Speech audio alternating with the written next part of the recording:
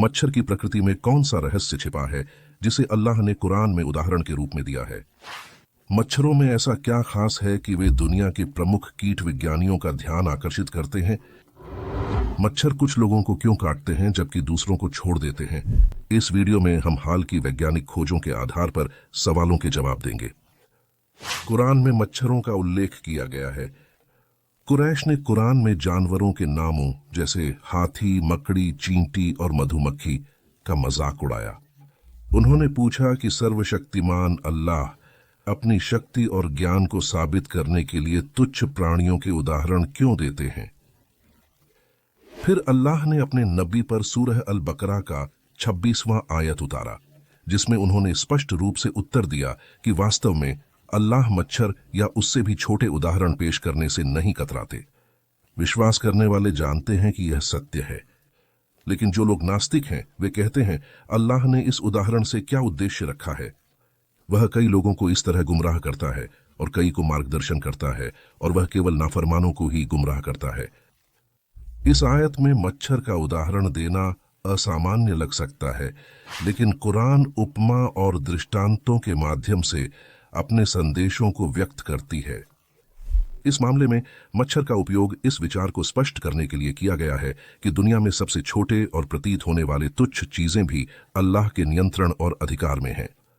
कुरान में मच्छरों के बारे में अद्भुत तथ्य साझा किए गए हैं जो हाल की वैज्ञानिक खोजों से प्रमाणित हैं। यह समझने में मदद करता है कि अल्लाह ने मच्छरों को उदाहरण के रूप में क्यों चुना। अल्लाह ने पवित्र कुरान में मच्छरों की चर्चा करते समय विशेष रूप से मादा मच्छरों का उल्लेख किया है। इसका मतलब है कि जो मच्छर खून चूसता है वह मादा है, नर नहीं। संक्षिप्त पाठ: यह श्लोक 7वीं सदी में प्रकट हुआ था। हाल ही में शोधकर्ताओं ने पाया कि मादा मच्छरों को अंडों के पोषक तत्वों के लिए रक्त की आवश्यकता होती है। संक्षिप्त पाठ: मादा मच्छरों का प्रोबोस्किस नामक मजबूत मुख भाग होता है जो त्वचा को छेद कर रक्त चूसने की क्षमता रखता है। पुरुष की लंबी नाक मजबूत नहीं होती, इसलिए वे रक्त पर निर्भर नहीं रहते।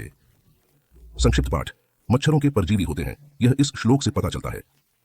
यह आधुनिक विज्ञान द्वारा सिद्ध किया गया है कि कुछ अन्य उड़ने वाले परजीवी होते हैं जो मादा मच्छरों से रक्त चूसते हैं।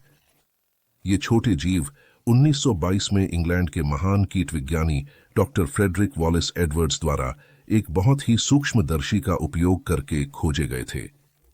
एक और छोटा जीव मच्छर की पीठ पर बैठा हुआ है और उसके खून से भोजन कर रहा है।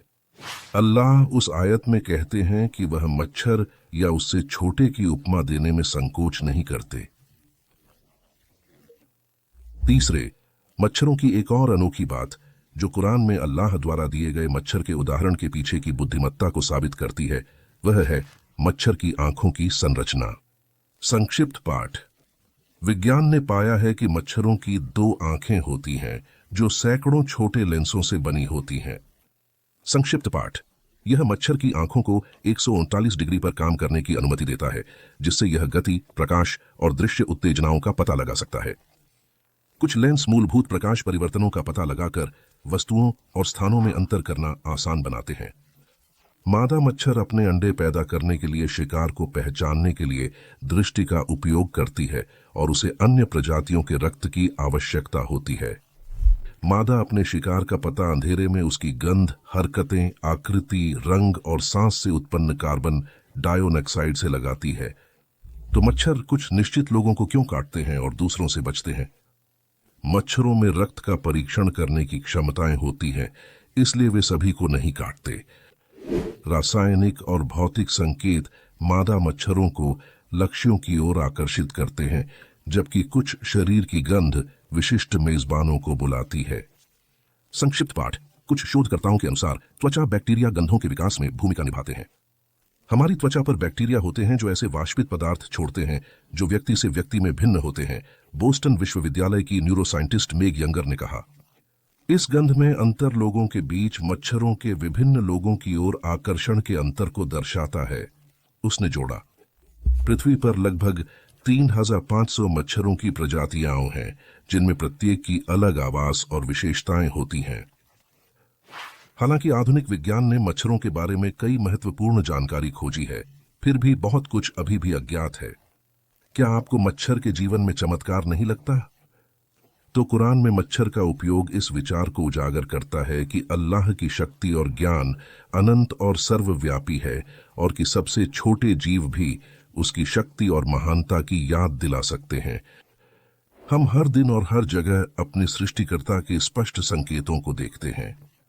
सत्य ब्रह्मांड के विशाल रूपों में और पृथ्वी पर अद्भुत तरीके से प्रकट होता है। मैं एक अद्भुत कहानी के साथ समाप्त करूंगा जो कुरान में मच्छरों के बारे में है। एक समय की बात है, एक राजा था जिसका नाम नमरूद था, जो बाबुल में शासन करता था और खुद को भगवान मानता था। उसका दावा है कि वह जीवन और मृत्यु दे सकता है।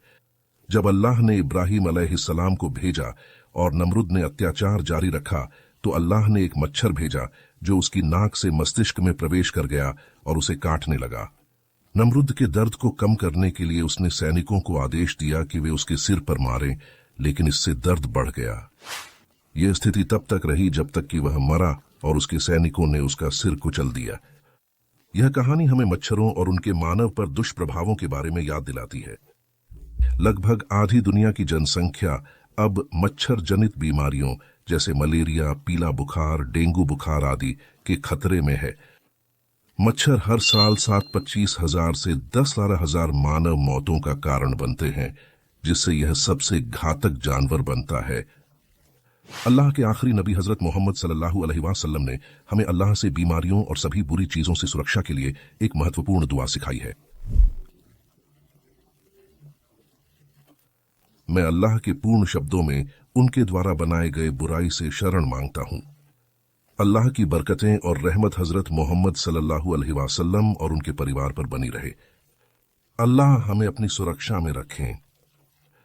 अस्सलामु अलैकुम।